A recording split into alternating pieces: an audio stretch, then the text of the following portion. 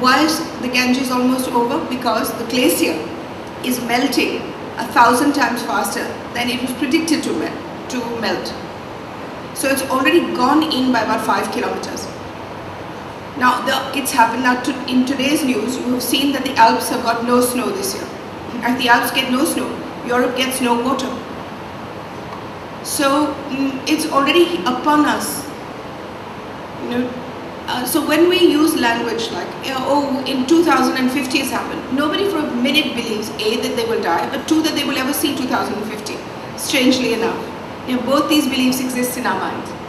So if we can say we are already in the middle of the climate change, we're done, we're finished. It's not only the polar bears who are hanging about in little islands. We are hanging about little islands.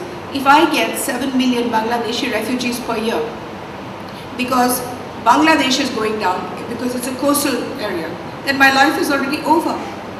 How can euro can fail today, the rupee tomorrow. How can I stop revolution in my country? How can I stop anything from happening if I'm absolutely inundated with refugees? So what are we talking about? The quality of life is already over. Now it's just life we're looking at. So if we would change our language and realize that we are where we are, right in the middle of it, then perhaps people might work with more urgency. Secondly, if we stop data collection for a little bit and just get on to action. 3, if we stop COP 17, COP 20, COP 92 and just do it as countries, realizing that we are in the middle of a crisis and each country has to deal with it, whether legislation or force or persuasion or what, and call a moratorium, for God's sake, on population building. Instead of giving incentives to having a 5th child, as so many countries still do, and just say, okay, for the next 5 years, we will all not have children, and let's see what we can do with our resources then. We'll have to do something. The point is nobody's doing anything, because we all think it's still in the future. The day New Orleans died should have been a wake-up for everybody. The fact that Japan has let radioactive water swish about, and all of us are covering it up instead of noticing the huge amounts of fish that are washing up. If we notice the 400 black holes in the ocean caused by just urea, and the US and India being the highest urea users in the world, even that we haven't stopped. Now, in all our economies, methane is playing a biofuel part. There's an intention of every country to increase methane, not decrease it, so that it takes the place of carbon dioxide. Hello? Does that make any sense at all? India has a proper economic plan to increase methane use. So, again, another long answer. Sorry. Thank you. And there just doesn't seem to be any short answers here. I wish I could just reply with yes. Maybe I'll think of something.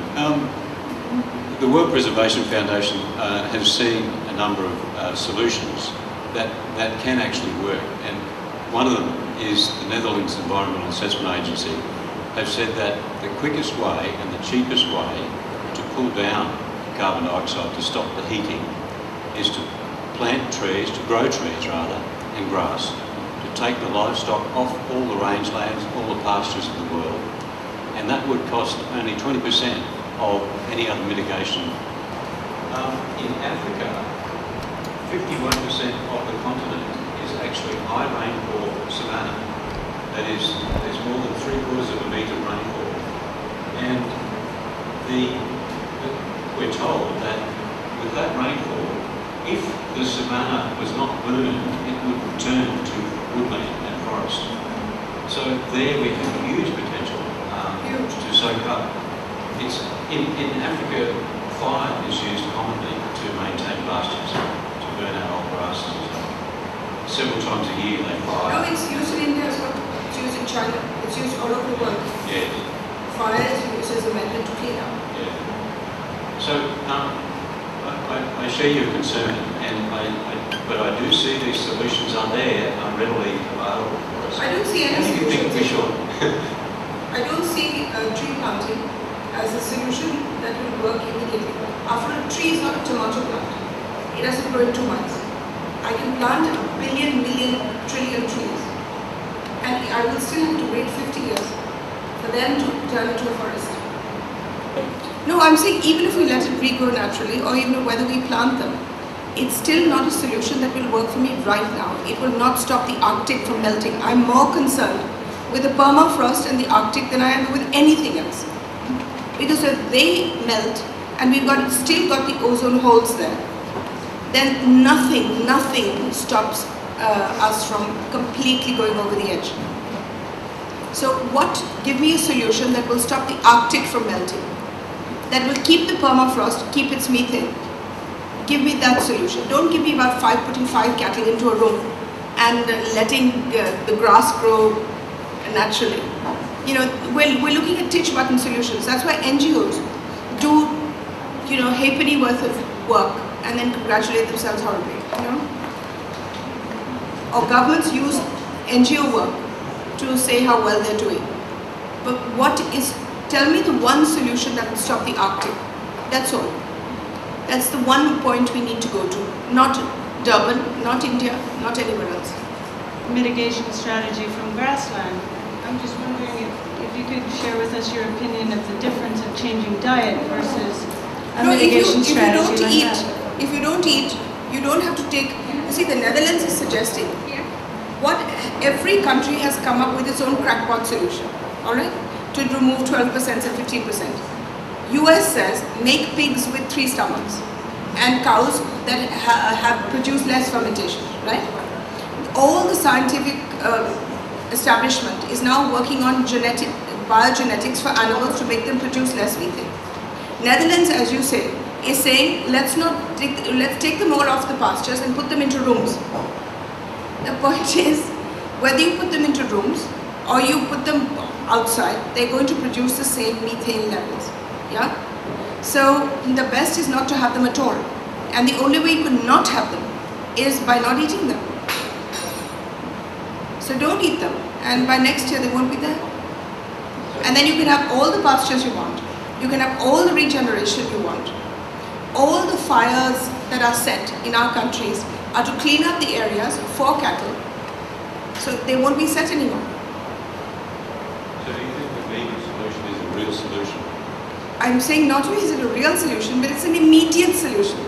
Within 3 years, you will have given us a breather to work out the carbon dioxide problem. Here we're not even getting the breather. Yes, from South Africa Broadcasting. There's a lot of even Sorry, can you my name's Judy Searle. I'm on assignment for 50/50 SABC TV2.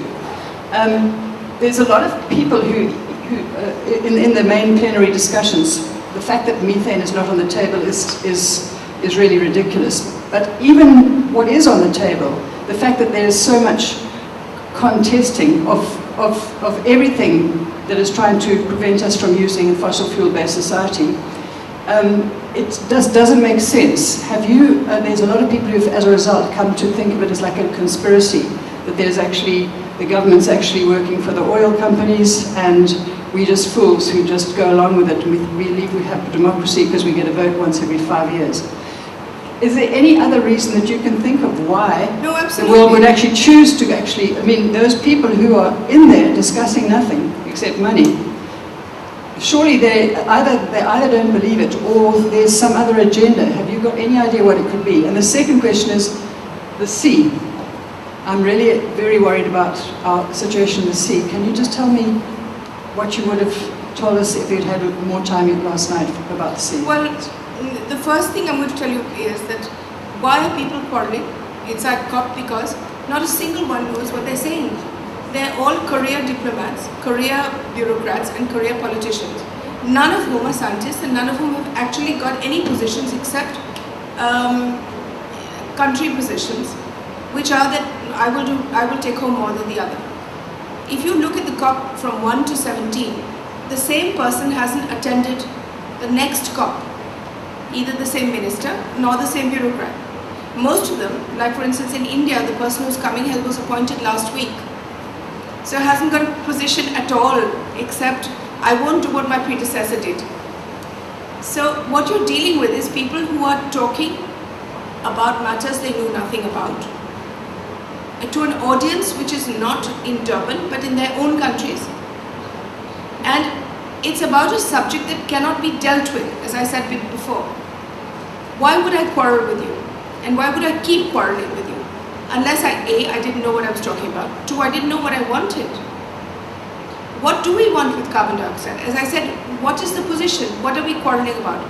Not one person at COP17 is saying, all right, I will do this. Let's quarrel about this. Shall we put off coal first or cars first? That hasn't even come to the table. The quarrel is, you have more carbon dioxide than I have. Therefore, you must allow me to have as much carbon dioxide as you have before I mitigate it. That is the quarrel. Right, to put it simply. Now that has half the world on one side and half the world on the other. Now that is not a bridge you can divide, because the developed world is saying, okay, we've made the mistakes, please don't make them again. We will pay you money not to do it.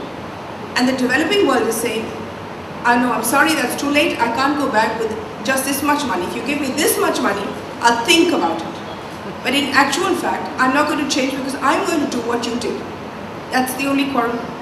So the actual nitty-gritty in COP17 or COP1, COP8, COP10, Rio, wherever you, Kyoto, Copenhagen, has not even come onto the table for negotiating. Which is, alright, am I putting a moratorium? You will be allowed to have 500,000 cars and I will be allowed to have 500,000 cars. Fine. Now let's talk about this. But that hasn't even come onto the table. Okay, you will be allowed to have 400 coal-based plants and I will be allowed to have 400 coal-based plants. Once you get to actuals, then there will be no more quarreling, then we're dealing. And we will be able to reach a sensible solution. But we haven't even reached the point of dealing. Because there's nothing to deal with. What we're actually doing is saying, I'm going to do what you're going to do, and you're saying, no, you're not going to do what I'm going to do. And I'll pay you not to do it, but my money is very little because my euro is going down the drain and I've got a recession going on in the US, so I'm going to give you very little. End of problem. So that is the problem. That is the reason why COP is achieving nothing. The second is about the sea, the ocean. You mean the ocean? Yeah. The ocean, unless you stop fishing, is dead. Unless you stop using it as the largest garbage dump on the earth, it's dead. Unless you start saying that using it as a resource, as a permanent oxygen sink, rather than a fish catching country, you're finished. After all, if I use urea, it all pours into the ocean. But I'm not the only one. You're pouring cyanide into the ocean, you're pouring your oil into the ocean, you're pouring everything into the ocean as we speak, every minute of the day. So it's not holding up at all. 400 black holes, each black hole is between 100 kilometers to 200 kilometers, which means we're looking at, what is a black hole? It's a hole that goes from the ocean floor to the top. And within it, there is no oxygen, there's not even this much signs of life. It is like a dead star. No fish will go through it, nobody can enter it. If you go in, you may not come out. And it has only been created by an excess of algae, which were created by the chemicals we put in. And they destroyed the ocean, that part of it, till no fish, nothing exists in it. Now these are not reparable. They will be there forever. And you had 16 6 years ago. You have 400 now. So how long is it going to be if the whole of the ocean is a black hole? Where will our water come from? After your clouds pick up water from the ocean and give it to us as fresh water? Where will we get water from if it's all a black hole? So the ocean is not something that we can even save. After all, your corals are almost all white now. And they are the biggest bioindicators. You have to stop fishing. You have to stop using it as a garbage dump. It's easily done. If you just stop fishing, you stop fishing. After when they said you can't kill whales, then everybody stopped killing whales, except Japan and Norway. So there are things that have to be done by executive order. But they're not even on the table as yet.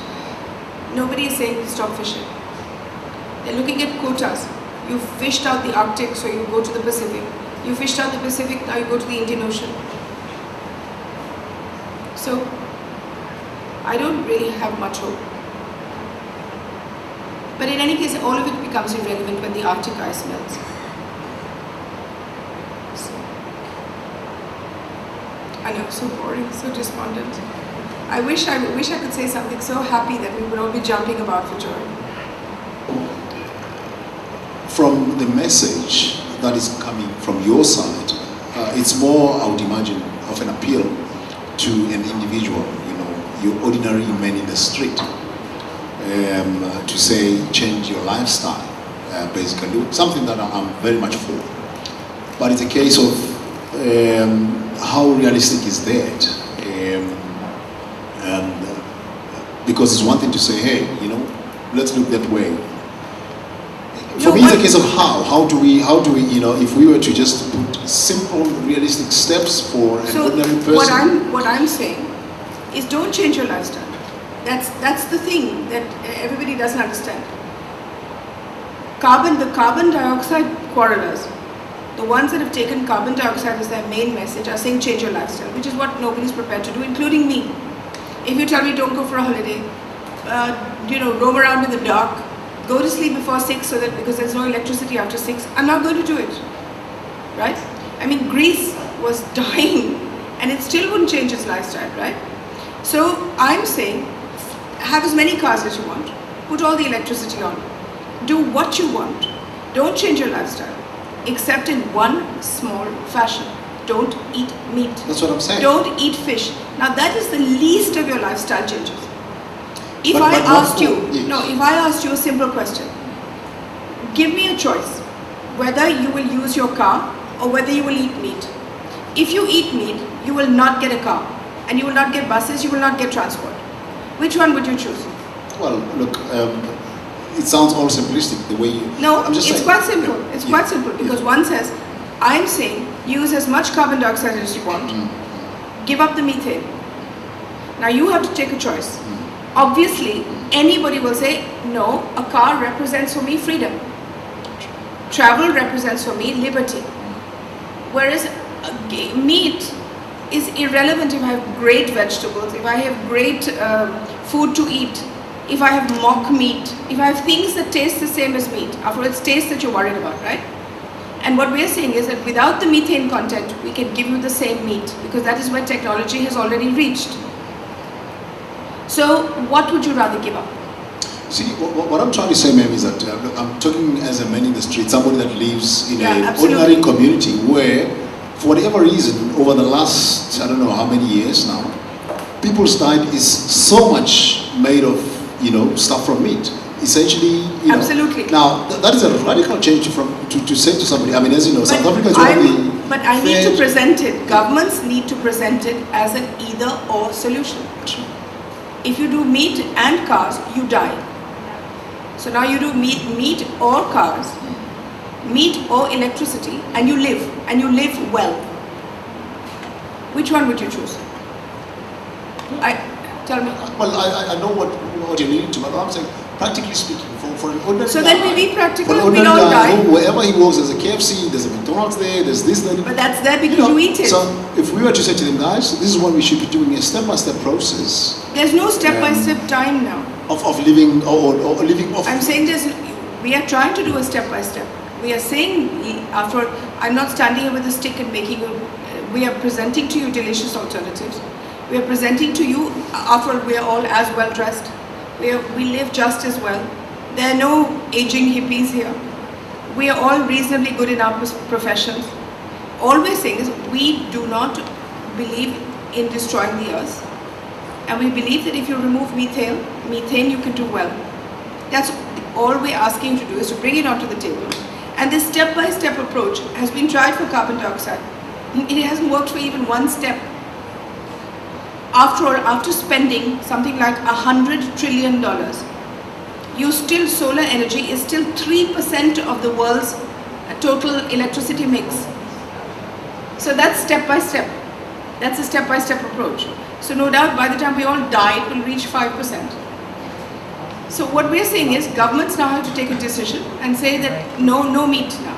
Why don't governments say no drugs, no cocaine? Some governments will at some point say no smoking, hopefully. So why don't they just say no meat? Or not no meat, I'm saying, no meat export. You want to eat meat, produce it yourself. You'll find half of the world can't produce it.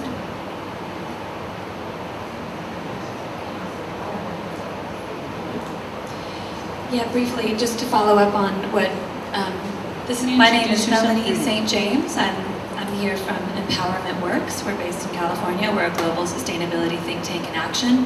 And the first thing I'm hearing is that there's a lack of evidence-based policy making. And so, Madam Gandhi, from your experience, long experience in government in India, what do you feel would enable, what mechanisms could on a national level, like you said, so we can take action, each country do what they can. What have you seen to be effective? And also in regards to what is culturally relevant and normal, just wanted to call attention to Dr. Mienge's presentation yesterday about the proteins that have been traditionally in the African diet, and actually that the meat consumption is more of a neo-colonial consumer-based strategy and marketing from globalization, and the evidence of that historically, and how that has really become more of a market trend rather than our own culture here, or the culture here. So the question is, what should governments do?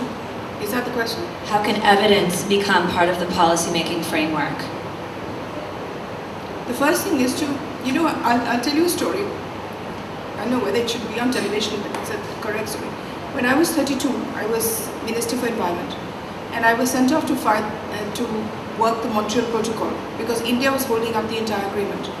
So before I left, I asked the Prime Minister, what should I say? And he said, I don't care, say anything.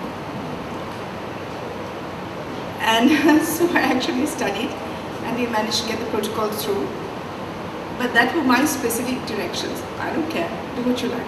So the first thing is perhaps to bring these up in all parliaments. Let people bring up methane for debate. Let everybody realize the seriousness of the situation. And then let governments sit together and work at it in their own way. If some people want to do coal first, let them do coal. If some people want to stop meat export, as India should. If some people want to reduce leather, then put moratoria on, for instance, no leather to be worn by children on school shoes. No leather to be worn here or there, or whatever, in large groupings. Now those things can be adjudicated executively. For instance, the Supreme Court in America has ruled that vegetables have to be given to children in schools. Now, after the Supreme Court has made its decision about giving vegetables to children in schools, the American government has allowed pizzas to be called vegetables. So, you have to make up your mind. But things can be done by governments. And the rest is, of course, if one person stops eating meat, that's 15,000 less animals being born. So if each one says, okay, I'm not stopping it from today, then you make a huge difference, huge. If you instead say, oh no, I won't eat cattle from today, but I'll eat chickens, then you are creating a bigger crisis, because for every bit of chicken, you have to have 10 more chickens than you have to have a cow. And if one cow releases 600 liters of methane, a chicken releases 250. So you actually at the same crisis. So you have to, each person has to now make up their mind for themselves. But yes, governments, I don't know how governments can do it. I know how the Indian government can do it. Bring it into parliament, let it be talked through, let decisions be made executively, and they will be followed.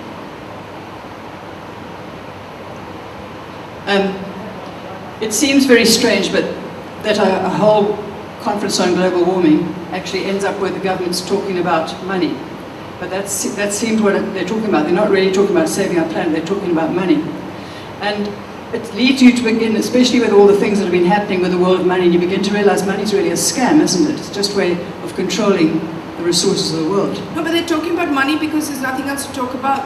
If I say that I'm going to pollute as much as you pollute, and you pay me for not polluting, then the answer is money.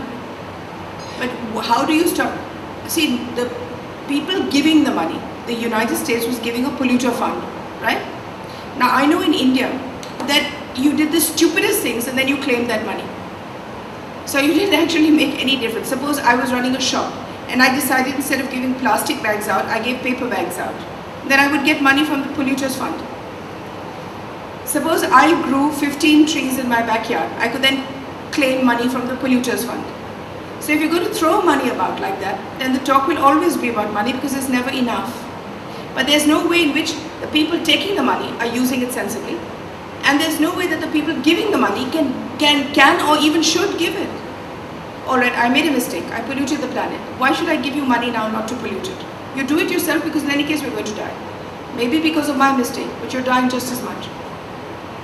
The thing that also worries me about money is it's a means of certain very few individuals controlling the world. And so we never get that far because there's never enough money. So how do they control the world? They just create more. No, America gives the money, but they give it to the Indian government, for instance. The Indian government disperses it like a normal lunatic would, which means straight into the dustbin. You know, in terms of paper bag replacements or other rubbish. So nobody controls anybody, it's just money for jam. You know, you just throw it away. Do you foresee us ever living in a world without money? Because I think that's the solution. Because then it changes the power. I would be hard put to get up every morning and say, okay, how much does this cost that I can exchange for an egg or not? I'd have to reevaluate everything I owned. And it would open up huge exploitation of mines. It would lead to more wood cutting. Because then you're exchanging. The barter system in this day and age, with our mentality, would destroy the world in 3.5 minutes flat. Why would it have to be barter at all? Why do you have to evaluate everything? Why don't we just put in because we want to? Because we just want to contribute something to the planet? Because when we were doing that, there were probably 1 million people on the planet. And now there are 7 billion. And I can't see 7 billion people actually negotiating a lack of tender, legal tender. Thank you. Are there any further questions from Madame Gandhi? We should go to Daniel now. He probably has far more sensible things to say. I just want to ask, my name is Jean. We run a small farm in Canada. And one of the problems is we sell 2 tomatoes, and that costs people $1. And they go, $1 for 2 tomatoes? I can go get a hamburger at McDonald's or another place for $1. And this is caused by subsidies, this problem of... I want to grow and export peas. I have to buy land, put in the pea seeds, harvest them, can them, send them abroad, all at my own expense. But if I want to export meat, I grow the meat. When I say grow the meat, the goat can graze free on government land, denuding all the hills and villages of their rightful pastures. It's free. I then take it to a government slaughterhouse where it costs me 1 rupee, that's about 1 cent or 2 cents, to get each goat killed and cleaned and packed for me. And I then export it, and for every meat goat that I export, I get an incentive of double of what it cost me. And if I want to set up a slaughterhouse myself, I get a free loan from the, not loan, I get a free grant from the government of 20 million rupees. And I can set it up and I don't have to repay the loan. So that is the kind of incentive I have for creating meat and for feeding the rest of the world. So as a result, I have no forests left. I have no pastures left. Oh, absolutely. There's a demand for it. But there's a demand for it because I've created it. If I'm giving to them free, I give you a 1 kilo of meat at 20 cents. So obviously there will be a demand for a 20-cent meat. And I can give it to you at 20 cents because the pasture has come free, the forest has come free, people's water has come free. I have created only death and devastation in the villages because they have no plants left, they have no water left because of the goats. We have whole, mountain ranges like the Aravalis, which have not got one plant on them left anymore. My sewage systems are blocked up with blood. Everything, and that's why I can sell meat for 20 cents a kilo, which is what I'm doing. That is why I'm feeding the whole of the Middle East. So if I remove those subsidies and said, okay, you want to grow goats, you tether those goats, you feed them on food that you've grown yourself. You will use your own slaughterhouse and you will pay this much money for the slaughterhouse. You will look after your own sewage boy. You will do everything that I do as a vegetarian to grow food. And when you send it abroad, I'm not giving you an incentive to export it, you export it and whatever money you get, good for you. Then my meat instead of 20 cents will cost $200. And then there will be no demand for it, I assure you. Thank you, Madam Gandhi.